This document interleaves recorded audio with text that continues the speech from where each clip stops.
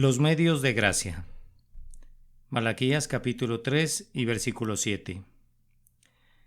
Os habéis apartado de mis leyes y no las guardasteis. ¿Habrá todavía algunas ordenanzas ahora que el Evangelio ha sacado la vida y la inmortalidad a la luz? ¿Existen bajo la dispensación cristiana medios instituidos por Dios como los conductos ordinarios de su gracia? En la Iglesia Apostólica no se habría podido hacer esta pregunta, a no ser que se declarase uno abiertamente pagano, ya que todos los cristianos estaban de acuerdo en que Cristo había instituido ciertos medios exteriores para comunicar su gracia a las almas de los hombres. Su práctica constante estableció esto en una forma indisputable, mientras todos los que habían creído estaban juntos y tenían en común todas las cosas, y perseveraban en la doctrina de los apóstoles, en el partimiento del pan y en las oraciones. Con el paso del tiempo, cuando el amor de muchos se enfrió, algunos principiaron a tomar los medios como el fin, ya hacer que la religión consistiera en una serie de prácticas exteriores en lugar de un corazón transformado según la imagen de Dios. Olvidaron que el propósito de los mandamientos es el amor, nacido de corazón limpio y de buena conciencia y de fe no fingida. Que ese propósito es amar al Señor su Dios con todo su corazón y a su prójimo como a ellos mismos, y el ser purificados del orgullo, del rencor y de todo deseo pecaminoso mediante la fe en el poder de Dios. Otros aparentemente se imaginaron que, aunque la religión no consistía principalmente de estas manifestaciones exteriores, sin embargo había en ellas algo que complacía a Dios, algo que los haría aceptables ante su presencia, aunque no cumplieran exactamente las demandas de la ley, la justicia, la misericordia y el amor a Dios. Es evidente que estos medios no han producido, en aquellos que abusan de ellos, el fin para el que fueron instituidos, sino que, al contrario, los medios que deberían haber servido para su salvación les han servido de tropiezo. Se encontraban tan lejos de recibir una bendición por medio de ellos que trajeron maldición sobre sus cabezas. En lugar de crecer en pureza de corazón y de vida, se hicieron doblemente hijos del infierno. Otros, al ver claramente que estos medios no traían la gracia de Dios a esos hijos del diablo, principiaron a deducir de esos casos particulares una conclusión general: estos medios no comunican la gracia de Dios.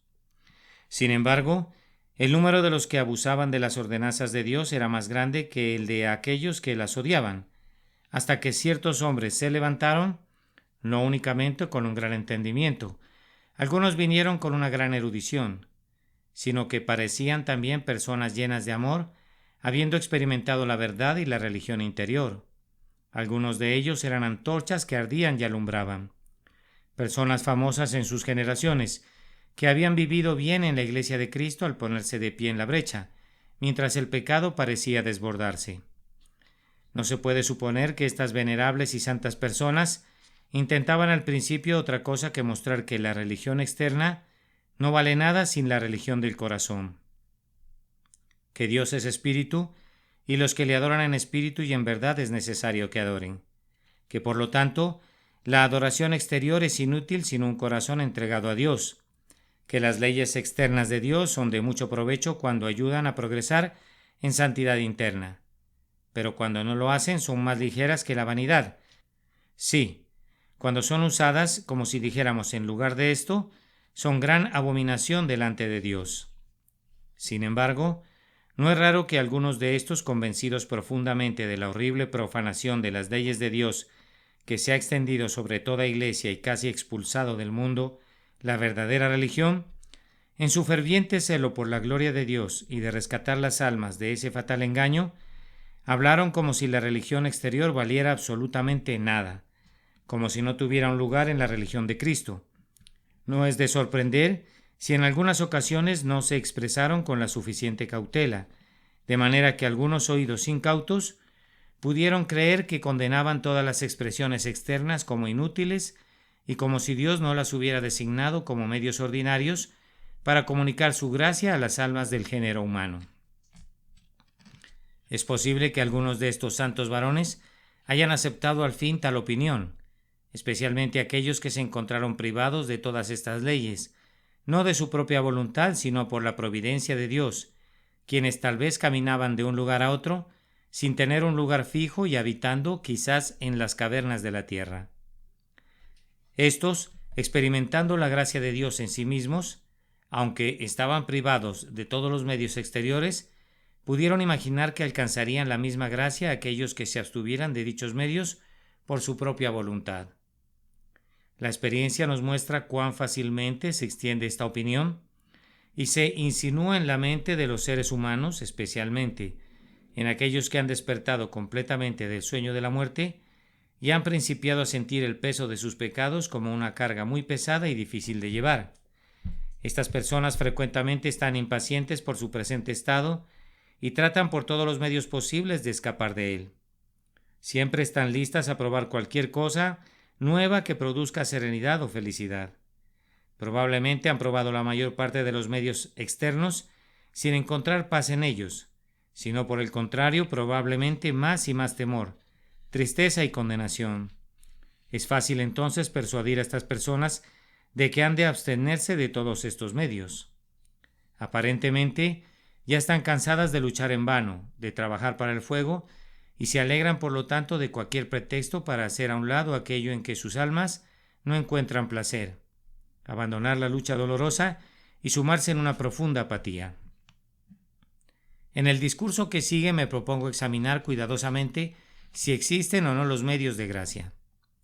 Por medios de gracia entiendo las señales exteriores, las palabras o acciones ordenadas e instituidas por Dios con el fin de ser los canales ordinarios por medio de los cuales pueda comunicar a la criatura humana su gracia anticipante, justificadora y santificadora. Uso esta expresión, medios de gracia, porque no conozco ninguna mejor y porque ha sido usada generalmente en la Iglesia cristiana por muchos siglos. En particular, por nuestra propia Iglesia que nos dirige a bendecir a Dios por los medios de gracia y la esperanza de gloria. Y nos enseña que un sacramento es un signo exterior de una gracia interior y un medio que nos la confiere. Los medios principales son la oración, ya sea en privado o en la gran congregación, el estudio de las Escrituras, que significa leer, escuchar y meditar sobre ellas, y la cena del Señor, participar del pan y del vino en su memoria. Creemos que estos medios fueron instituidos por Dios como los canales ordinarios para comunicar su gracia a las almas del género humano. Concedemos que todo el valor de estos medios consiste en estar actualmente subordinados al objeto de la religión y por consiguiente que cuando todos estos medios se separan de su objeto son menos que la misma vanidad, que si nos guían en realidad al conocimiento y amor de Dios no son aceptables en su presencia, sino al contrario, una abominación, un mal olor que le ofende y se cansa de ellos, no puede soportarlos. Sobre todo, si se usan como una forma de conmutación de la religión, en vez de estar subordinados al objeto de ésta. No hay palabras con que expresar lo enorme y pecaminoso de esta torpeza de volver las armas de Dios en contra de él mismo, de evitar que el cristianismo se posesione del corazón, usando de esos mismos medios que fueron instituidos con tal fin. Concedemos igualmente que todos los medios exteriores, si están separados del Espíritu de Dios, no pueden ser de ningún provecho ni conducir de ninguna manera al conocimiento o al amor de Dios. Es incontrovertible que la ayuda que se recibe aquí viene de Él mismo, y Él, y solo Él, es quien por medio de su poder omnipotente obra en nosotros lo que es agradable en su presencia. Todas las cosas exteriores, a menos que Él obre en ellas y por medio de ellas, son débiles y míseros elementos. Quien quiera, pues, que se imagine que haya algún poder intrínseco en estos medios, está en un error craso y no conoce las Sagradas Escrituras ni el poder de Dios. Sabemos que no hay ningún poder inherente en las palabras que usamos en la oración, en la letra de la Sagrada Escritura, en el sonido de esas palabras o en el pan y vino que recibimos en la cena del Señor, y que solo Dios es el dador de todo don perfecto, el autor de toda gracia, que a Él únicamente pertenece el poder de comunicar a nuestras almas cualquiera bendición por estos medios. Sabemos igualmente que podría conceder esta gracia aunque ninguno de estos medios existiera en toda la redondez de la tierra, y en este sentido podemos afirmar que Dios no tiene necesidad de ningún medio, por cuanto puede hacer su santa voluntad valiéndose de medios o sin ninguno de ellos. Confesamos además que el uso de todos los medios no bastaría para redimir un solo pecado, que solo la sangre de Jesucristo es suficiente para reconciliar al pecador con Dios, puesto que no existe ninguna otra propiciación por nuestros pecados, ninguna otra fuente que pueda limpiar la iniquidad e impureza. Todos los creyentes en Cristo están firmemente persuadidos de que no existe ningún mérito sino en Él, que no hay ningún mérito en sus propias obras, en hacer sus oraciones, en el estudio de la Sagrada Escritura, en escuchar la palabra de Dios o en comer del pan y beber de la copa. De manera que si la expresión que muchos han usado de que Cristo es el único medio de gracia, quiere decir que Él es la única causa meritoria. Ninguno que conozca la gracia de Dios puede contradecir tal aserción. Todavía más, es un hecho, aunque nos pese confesarlo, que un gran número de los que se llaman cristianos hasta hoy abusan de los medios de gracia para su propia destrucción. Este es el caso, indudablemente, en que se encuentran los que tienen la forma sin el poder de la santidad.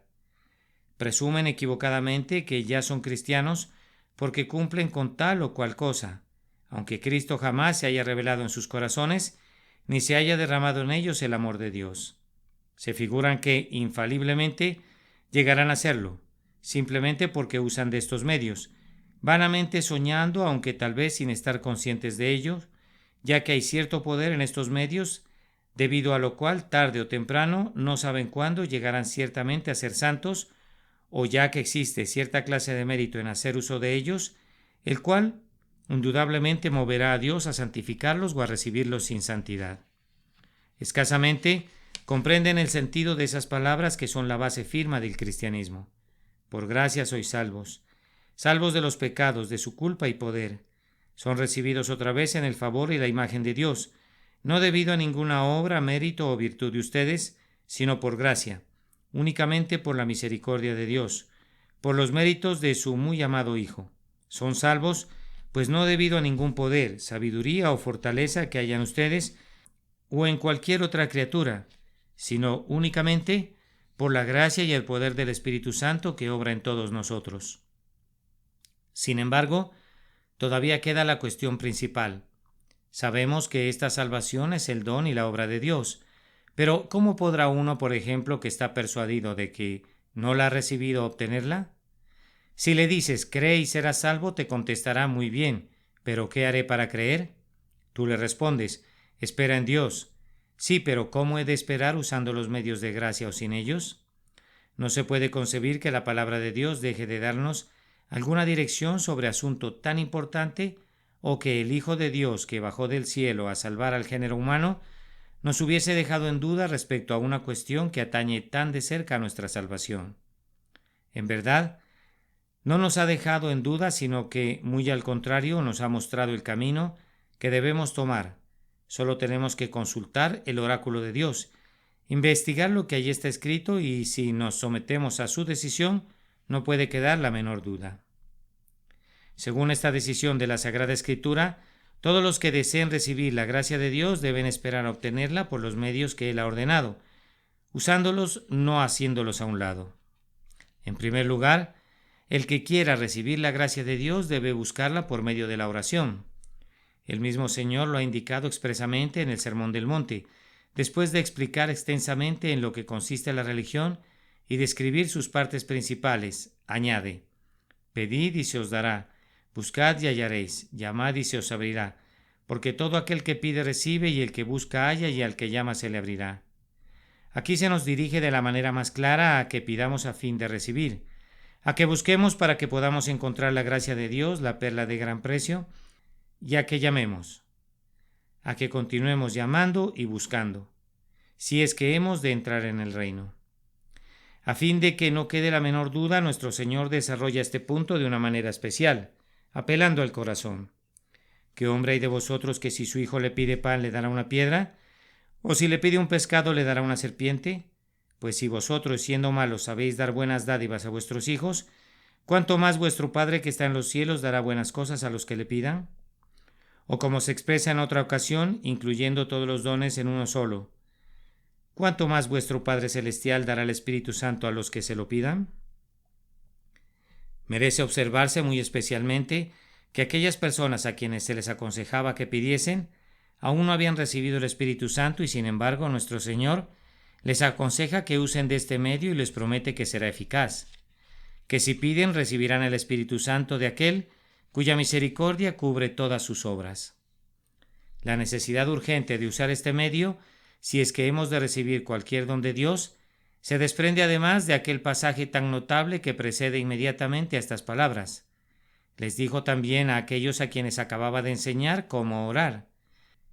¿Quién de vosotros que tenga un amigo va a él a medianoche y le dice: amigo, préstame 3 panes? Y aquel respondiendo desde dentro le dice: no me molestes, no puedo levantarme y dártelos. Os digo que aunque no se levante a dárselos por ser su amigo, sin embargo por su importunidad se levantará y le dará todo lo que necesite. Y yo os digo, pedid y se os dará. Aunque no se levante a dárselos por ser su amigo, sin embargo por su importunismo se levantará y le dará todo lo que necesite. ¿Cómo pudiera nuestro bendito Salvador declarar más ampliamente que Dios nos dará por este medio, pidiendo, importunando, lo que de otro modo no recibiríamos de ninguna manera? También les refirió Jesús una parábola sobre la necesidad de orar siempre y no desmayar, hasta que por este medio reciban de Dios lo que piden. Había en una ciudad un juez que ni temía a Dios ni respetaba a hombre. Había también en aquella ciudad una viuda, la cual venía a él diciendo: hazme justicia de mi adversario. Y él no quiso por algún tiempo, pero después de esto dijo dentro de sí: aunque no temo a Dios, ni tengo respeto a hombre, sin embargo, porque esta viuda me es molesta, le haré justicia, no sea que viniendo de continuo me agote la paciencia. El Señor mismo hizo luego la aplicación de esta parábola. Oíd lo que dijo el juez injusto, porque continúa pidiendo, porque no se conforma si me rehúso, le haré justicia. ¿Y acaso Dios no hará justicia a sus escogidos que claman a Él día y noche? ¿Se tardará en responderles? Os digo que pronto les hará justicia si oran siempre y no desmayan. Nos dio otra indicación, igualmente amplia y expresa, de que busquemos las bendiciones de Dios en la oración privada, juntamente con la promesa de que por este medio obtendremos la petición de nuestros labios, en aquellas palabras tan conocidas. Cuando ores, entra en tu aposento y cerrada la puerta, ora al Padre que está en secreto, y tu Padre que ve en secreto te recompensará en público. Si puede haber dirección más clara, es aquella que Dios nos dio por medio de su apóstol, respecto de toda clase de oración pública o privada y de la bendición que le sigue. Si alguno de vosotros tiene falta de sabiduría, pídala a Dios, el cual da a todos abundantemente. Si pide, porque de otra manera no tenéis lo que deseáis, porque no pedís, y sin reproche les será dada. Si se objetara: esta disposición no concierne a los incrédulos, a los que no conocen la gracia perdonadora de Dios, pues el apóstol añade: pero pida con fe, de otra manera no piense que recibirá cosa alguna del Señor. Contestó que el apóstol mismo fijó el sentido de esta palabra de fe, como si hubiera querido destruir esta misma objeción, en las palabras que siguen inmediatamente. Pero pida con fe, no dudando nada. Miden diacrinómenos, sin dudar que Dios escucha su oración y el deseo de su corazón le será concedido. De aquí se desprende lo absurdo y blasfemo que es suponer que la fe en este pasaje debe tomarse en un sentido absolutamente cristiano. Es tanto como suponer que el Espíritu Santo dirige a alguien sabiendo que no tiene fe, lo que aquí se llama sabiduría, a pedirla a Dios bajo la promesa positiva de que se le dará, añadiendo inmediatamente que no se le dará a no ser que la tenga antes de pedir. Pero, ¿quién puede tolerar tal suposición? De este pasaje, por consiguiente, lo mismo de lo que ya hemos citado, debemos inferir que todo aquel que desea obtener la gracia de Dios debe buscarla por medio de la oración. En segundo lugar, todos los que anhelan recibir la gracia de Dios deben buscarla escudriñando la Sagrada Escritura. La dirección que nuestro Señor da respecto al uso de este medio es igualmente sencilla y clara. Escudriñad las Escrituras, dice a los judíos incrédulos, ellas son las que dan testimonio de mí. y precisamente con ese fin les aconsejó que escudriñaran las Escrituras para que creyeran en él. La objeción de que este no es un mandamiento sino solamente una aserción es vergonzosamente falsa. Pido a los que insisten en esto me digan cómo podrá expresarse un mandato más claramente que en estos términos: escudriñad las Escrituras. Es tan terminante como las palabras son capaces de hacerlo. ¿Cuál bendición acompaña a los que usan de este medio? Se desprende de lo que está escrito respecto de los creyentes en Berea, quienes después de haber escuchado a Pablo, escudriñaban cada día las Escrituras para ver si estas cosas eran así. Así que creyeron muchos de ellos y encontraron la gracia de Dios por el medio que él había ordenado. Ciertamente es muy probable que en algunos de aquellos que recibieron la palabra con toda solicitud, la fe haya venido por el oír, como dice el apóstol, y solo haya sido confirmada por la lectura de la Sagrada Escritura. Pero ya se ha indicado que el término general escudriñar la Escritura significa escucharla, leerla y meditar en ella. De las palabras de Pablo a Timoteo aprendemos que este es un medio por el cual Dios no solo da, sino que también confirma y desarrolla la verdadera sabiduría. Desde la niñez has sabido las Sagradas Escrituras, las cuales te pueden hacer sabio para la salvación por la fe que es en Cristo Jesús. La misma verdad a saber que Dios ha instituido este medio de comunicar al humano su múltiple gracia. Se expresa de la manera más completa que pueda concebirse en las palabras que siguen inmediatamente. Toda escritura es inspirada por Dios y por consiguiente verdadera, y útil para enseñar, para redarguir, para corregir, para instruir en justicia, con el fin de que el hombre de Dios sea perfecto, enteramente preparado para toda buena obra. Es de observarse que esto se refiere en primer lugar y directamente a las escrituras que Timoteo había conocido desde su niñez, que deben haber sido las del Antiguo Testamento, puesto que las del Nuevo aún no se habían escrito.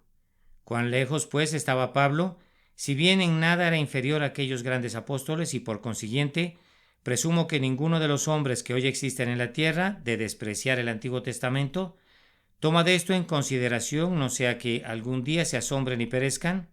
Ustedes, los que tienen tan en poco la mitad de los oráculos de Dios, de esta mitad respecto a la cual el Espíritu Santo expresamente declara que es útil como medio instituido por Dios con este mismo fin, para enseñar, para redarguir, para corregir, para instruir en justicia, para que el hombre de Dios sea perfecto, enteramente instruido para toda buena obra.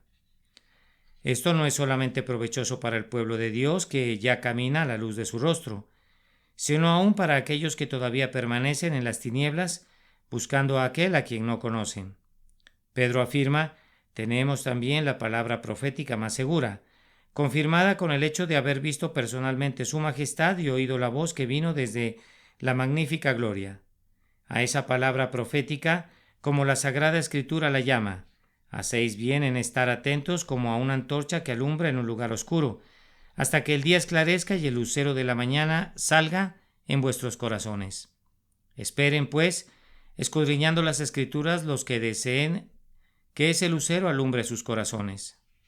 En tercer lugar, todo aquel que desee creer en la gracia de Dios deberá esperarlo participando de la cena del Señor, pues esta es también una de las indicaciones que él mismo dio. El Señor Jesús, la noche que fue engendrado, tomó pan y, habiendo dado gracias, lo partió y dijo: Tomad, comed, esto es mi cuerpo que por vosotros es partido, haced esto en memoria de mí. Asimismo tomó también la copa después de haber cenado, diciendo: Esta copa es el nuevo pacto de mi sangre, haced esto todas las veces que la bebiereis, en memoria de mí. Así pues, todas las veces que comieres este pan y bebieres esta copa, la muerte del Señor anunciáis hasta que Él venga. Abiertamente la muestran por medio de estas señales visibles ante Dios, los ángeles y los hombres. Declaran la solemne conmemoración de su muerte hasta que baje del cielo en las nubes. Pero pruébese cada uno a sí mismo, a ver si comprende la naturaleza y designio de esta santa institución y si efectivamente desea ser hecho conforme a la muerte de Cristo, y así, sin duda alguna, coma de aquel pan y beba de aquella copa. Aquí repite el apóstol expresamente la dirección que el Señor dio primero: que coma, que beba. Palabras que indican no un simple permiso, sino un mandamiento claro y explícito. un mandamiento a todos los que ya se sienten llenos de paz y gozo al creer, o que pueden decir sinceramente: la memoria de nuestros pecados nos aflige, su peso es intolerable. Que este sea un medio habitual de recibir la gracia de Dios, lo evidencian las palabras del apóstol que se hallan en el capítulo anterior. La copa de bendición que bendecimos no es la comunión, o sea, la comunicación de la sangre de Cristo. El pan que partimos no es la comunión del cuerpo de Cristo. El comer el pan y beber la copa no es el medio exterior y visible por el cual Dios comunica a nuestras almas toda esa gracia espiritual, esa justicia, paz y gozo en el Espíritu Santo, que fueron comprados con el cuerpo de Cristo una vez quebrantado y la sangre de Cristo una vez derramada por nosotros. Todo aquel, pues, que anhele la gracia de Dios, coma de ese pan y beba de esa copa. Pero a pesar de lo claro que es el camino que Dios ha señalado y por el cual desea que se le busque, las objeciones que los humanos sabios en su propia opinión han inventado son innumerables. Sería bueno considerar algunas de estas, no porque tengan mucho peso en sí mismas, sino por el uso tan frecuente que se hace de ellas, especialmente en estos últimos años, con el fin de desviar del camino a los débiles. Más aún, de molestar y perturbar a los que corrían bien, y esto de tal manera que llegan a hacer que Satanás parezca como ángel de luz. La primera y más importante de estas es la que sigue. No pueden usar estos medios, como los llaman, sin confiar en ellos. Yo pregunto, ¿dónde se encuentra escrita tal cosa? Supongo que me mostrarán claramente que su afirmación se prueba con la Escritura, pues de otra manera no me atrevo a recibirla, porque no estoy convencido que son más sabios que Dios. Si realmente fuera esto como ustedes aseguran, es indudable que Cristo debió haberlo sabido y seguramente que nos habría amonestado, y lo habría revelado hace mucho tiempo. Por consiguiente, siendo que no lo ha revelado, siendo que no hay fundamento para esto en toda la revelación de Jesucristo, estoy tan seguro de que su afirmación es falsa como de que la revelación es de Dios. Sin embargo, déjalos por un poco de tiempo a ver si has confiado en ellos o no, de manera que debo desobedecer a Dios para saber si confío al obedecerlo. ¿Y este es el consejo que me dan? ¿Recomiendan abiertamente que se haga el mal para que venga el bien? Tiemblen ante la sentencia de Dios en contra de tales maestros. Su condenación es justa. A la verdad, si tienen escrúpulos cuando los abandonan, es cierto que confían en ellos. De ninguna manera. Si sufro cuando desobedezco a Dios voluntariamente, es claro que su espíritu aún está moviéndose. Pero si la conciencia no me remuerde al cometer voluntariamente el pecado, es evidente que me ha dejado como a persona de mente réproba. Pero, ¿qué quieren decir con confiar en ellos? ¿Qué buscan en ellos? ¿La bendición de Dios? ¿Creen que si esperan de este modo obtendrán lo que de otra manera no podrían conseguir? Así es y así será, Dios mediante, hasta el fin de mi vida. Por la gracia de Dios confiaré así en ellos hasta el día de mi muerte, es decir, creeré que Dios es fiel en cumplir todo lo que me ha prometido, y por cuanto ha prometido bendecirme de este modo, confío en que será conforme a su palabra. Se ha objetado en segundo lugar, esto es buscar la salvación por medio de las obras. ¿Saben el significado de las palabras que están usando? ¿Qué cosa es buscar la salvación por medio de las obras? En los escritos de Pablo significa ya el tratar de salvarse observando las obras rituales de la ley mosaica, o esperar la salvación como resultado de nuestras buenas obras, por los méritos de nuestra propia justicia. Pero, ¿cómo puede decirse que cualquiera de estos dos sentidos se aplique al hecho de que yo busque a Dios en el camino que Él ha ordenado, esperando que me encuentre allí porque me lo ha prometido? Estoy seguro de que cumplirá su palabra, de que me encontrará y me bendecirá de este modo, pero no por cualquier obra que yo haya hecho, ni debido al mérito de mi justicia, sino por los méritos, sufrimiento y amor de su Hijo, en quien siempre ha tomado contentamiento. Se ha objetado con vehemencia, en tercer lugar, que Cristo es el único medio de gracia, a lo que contesto que tal cosa no es sino un mero juego de palabras, puesto que si explican el término que usan, la objeción se desvanece por completo. Cuando decimos que la oración es un medio de gracia, queremos dar a entender que es un conducto por medio del cual se comunica la gracia de Dios. Cuando dicen Cristo es el medio de gracia, dan a entender que solo Él la compra y que solo Él es su precio, o que nadie viene al Padre sino por Él. ¿Y quién lo niega? Pero esto no tiene que ver nada con la cuestión.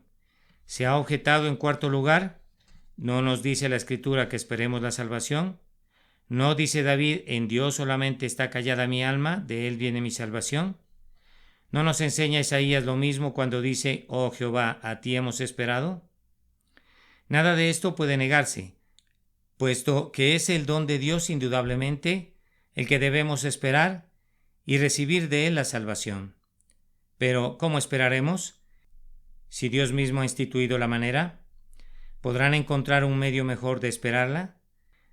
Que estableció el modo y cuál sea el camino se ha demostrado profusamente, y las mismas palabras que citan lo ponen fuera de toda duda, porque el texto completo dice así: en el camino de tus juicios u ordenanzas te hemos esperado.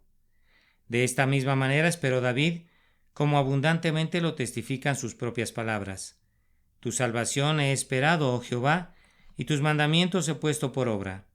Enséñame, oh Jehová, el camino de tus estatutos, y lo guardaré hasta el fin. Enhorabuena, dicen otros, pero Dios ha instituido otra manera. Permanezcan quietos y vean la salvación de Jehová.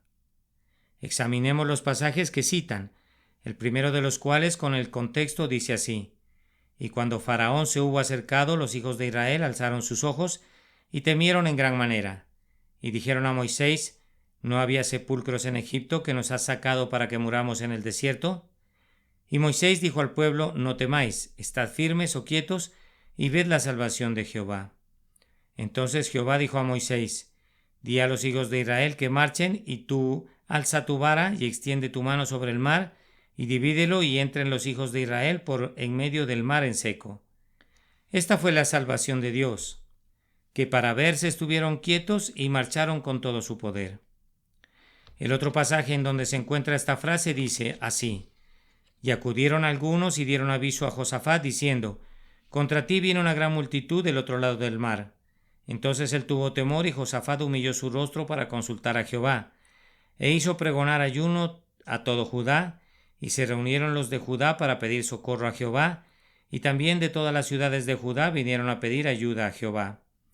Entonces Josafat se puso en pie en la asamblea de Judá y de Jerusalén, en la casa de Jehová, y allí estaba Jahaziel, sobre el cual vino el Espíritu de Jehová, y dijo: no temáis ni os amedrentéis delante de esta multitud tan grande. Mañana descenderéis contra ellos. No habrá para qué peleéis vosotros en este caso. Paraos, estad quietos y ved la salvación de Jehová. Y cuando se levantaron por la mañana salieron, y cuando comenzaron a entonar cantos de alabanza, Jehová puso contra los hijos de Amón, de Moab y del monte de Seir las emboscadas, y se mataron los unos a los otros.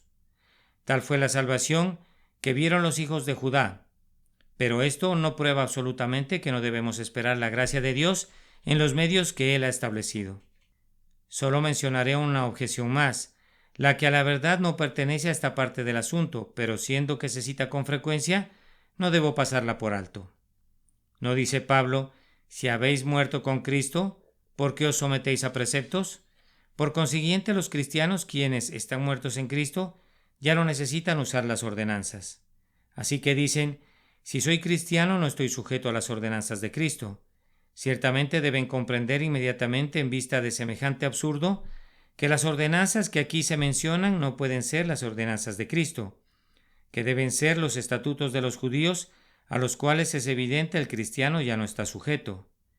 Lo mismo se desprende en manera innegable de las palabras que siguen inmediatamente: no manejes, ni gustes, ni aun toques, refiriéndose, no cabe la menor duda, a las antiguas ordenanzas de la ley judaica. De modo que esta objeción es la más débil de todas. A pesar de todas estas objeciones, permanece firme la gran verdad de todo aquel que desee recibir la gracia de Dios. Debe buscarla por los medios que Él ha instituido. Pero concediendo que todo aquel que desee recibir la gracia de Dios deba esperarla en los medios que Él ha instituido, se preguntará: ¿cómo deben usarse esos medios? ¿En qué orden y de qué manera?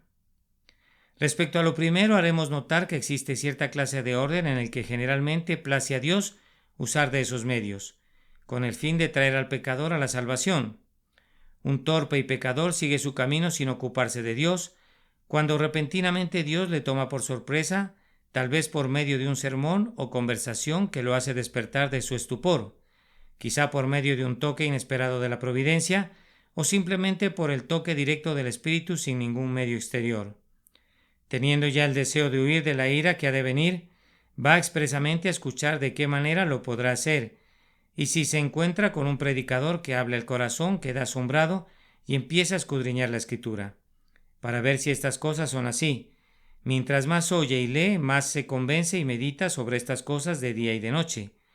Tal vez encuentre algún libro que explique y robustezca lo que de la Escritura ha oído y leído, y por todos estos medios la flecha de la convicción entre más profundamente en su alma. Empieza luego a conversar sobre las cosas de Dios que ocupan su pensamiento prominente. Todavía más a conversar con Dios, a orar, si bien lleno de temor y de vergüenza apenas sabe qué decir.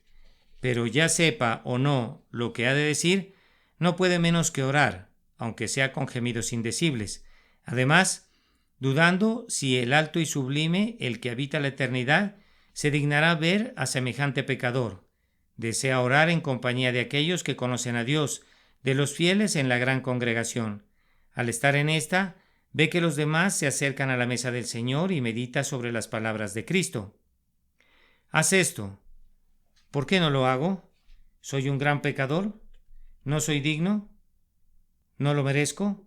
Después de luchar por algún tiempo con estos escrúpulos, se resuelve y de esta manera continúa en el camino del Señor, oyendo, leyendo, meditando, orando, practicando la cena del Señor hasta que Dios, según la manera que mejor le plazca, habla a su corazón y le dice: tu fe te ha salvado, ve en paz. Observando este orden de Dios, aprendemos los medios que se deben recomendar a tal o cual persona. Si cualquiera de ellos tiene el poder de tocar a un pecador descuidado y torpe, probablemente sea el oír o la conversación. A semejantes almas, por consiguiente, si es que alguna vez han pensado acerca de la salvación, debemos recomendar dichos medios. Para alguien que empieza a sentir la carga de sus pecados, no solo que escuche la palabra de Dios, sino que la lea y también algunos libros serios, lo que puede ser el medio de una conversión más firme. Debemos recomendarle también que medite sobre lo que lee, para que la palabra ejerza todo su poder en su corazón. Más aún que hable sobre lo que lee y que no se avergüence de ello, especialmente con aquellos que siguen el mismo camino. Cuando la aflicción y el pesar se apoderen de él, ¿no deberíamos exhortarle con todo fervor a que desahogue su alma con Dios, orando siempre sin desmayar? Y cuando sienta que sus oraciones no tienen ningún valor, ¿no será nuestra obligación cooperar con Dios y recordarle que debe ir a la casa del Señor a orar con todos los que le temen? Si hace esto, pronto se acordará de las palabras de despedida de su Señor, la intimación clara de que ha llegado la hora de secundar los movimientos del Espíritu Santo. Así es como podemos guiarlo paso a paso por todos los medios que Dios ha ordenado, no según nuestra voluntad, sino conforme a la providencia y al Espíritu que de Dios procedan y muestren el camino. Pero así como no hay en la Sagrada Escritura ningún mandamiento respecto de cualquier orden que deba observarse, tampoco el Espíritu y la providencia de Dios siguen ninguno sin variar, sino que los medios por los que diferentes personas son guiadas y en los que hallan la bendición de Dios varían, cambian y se combinan en miles de diversas maneras. Sin embargo, hay sabiduría en seguir las direcciones de su providencia y su Espíritu, en someterse a ser guiados muy especialmente respecto a los medios por los que nosotros mismos buscamos la gracia de Dios. Esto tiene lugar en parte por su providencia exterior, que nos ofrece la oportunidad de usar unas veces de un medio y otras de otro, en parte por nuestra experiencia, que es el medio por el cual el Espíritu se complace con mayor frecuencia en obrar en nuestro corazón. Mientras tanto, la regla general y segura para todo aquel que gime buscando la salvación de Dios es esta: siempre que se presente la oportunidad, usa de todos los medios que Dios ha establecido, porque ¿quién puede saber cuál sea el medio que Dios escoja para comunicarles la gracia que trae consigo la salvación? Respecto de la manera de usarlos, de la cual depende enteramente si han de comunicar la gracia al que los usa o no, debemos en primer lugar tener siempre fijo en nuestra mente que Dios está muy por sobre todos los medios. Cuídense, entonces, de poner límites al Todopoderoso. Él hace todo lo que quiere y cuando quiere. Puede comunicar su gracia por los medios que ha establecido o sin ellos. Tal vez lo haga. ¿Quién entendió la mente del Señor? ¿O quién fue su consejero? Esperen, pues, constantemente su venida, ya sea cuando estén ocupados en el cumplimiento de sus ordenanzas, antes o después de esa hora, o cuando tengan que estar ausentes. A Él nada lo detiene. Siempre estará listo. Siempre tiene el poder y la voluntad para salvar. Jehová es, haga lo que bien le pareciere. En segundo lugar, antes de usar cualquier medio, graba profundamente esta verdad en tu corazón. Estos medios no tienen poder intrínseco. Separados de Dios, son como una hoja seca, como una sombra. Tampoco hay mérito en usarlos. Nada intrínseco que pueda agradar a Dios. Nada que me haga merecer ningún favor de sus manos. Ni siquiera una gota de agua para refrescar mi lengua. Pero lo hago porque Dios lo manda. Me ordena que espere de esta manera y por consiguiente aguardo la misericordia abundante de donde viene mi salvación. Digan esto en su corazón, que el opus operatum, la mera acción, de nada sirve, que no hay poder que salve, sino el Espíritu de Dios, ningún mérito sino en la sangre de Cristo, que consecuentemente aún lo que Dios ha ordenado no comunica gracia al alma, sino confía en Él solamente. Por otra parte, todo aquel que verdaderamente confía en Él no puede menos que recibir la gracia de Dios, aunque esté privado de toda ordenanza exterior, aun cuando estuviera encerrado en el centro de la tierra. En tercer lugar, al usar de todos los medios, busquen solo a Dios, mirando únicamente al poder de su Espíritu y los méritos de su Hijo. Cuídense de no hundirse en la obra misma, porque si tal cosa acontece será trabajo perdido. Solo Dios puede satisfacer sus almas, por consiguiente véanlo en todas las cosas por medio de todo y en todo. Recuerden también usar los medios como medios instituidos, no por su valor propio, sino con el fin de renovar sus almas en justicia y verdadera santidad. Por tanto, si efectivamente tienden a esto, enhorabuena, pero si no fuera así, no son sino basura y estiércol. Por último, después de haber usado cualquiera de estos medios, cuiden de no envanecerse, de no enorgullecerse como si hubieran hecho una gran cosa. Eso sería convertirlos en veneno. Reflexionen. Si Dios no se encuentra en ellos, ¿de qué sirven? ¿No he estado añadiendo pecado a pecado? ¿Hasta cuándo? Señor, sálvame que perezco. No me imputes este pecado. Si Dios se encontraba en ese medio, su amor debe haber inundado sus corazones y habrán olvidado, como quien dice, la obra exterior. ¿Ven? ¿Saben? Sienten que Dios es todo y está en todo. Humíllense, póstrense ante Él, denle toda la alabanza, en todo sea Dios glorificado por Jesucristo. Que vuestros labios exclamen: cantaré perpetuamente, de generación en generación, haré notoria tu fidelidad con mi boca. Amén. Los medios de gracia. Malaquías capítulo 3 y versículo 7. Os habéis apartado de mis leyes y no las guardasteis.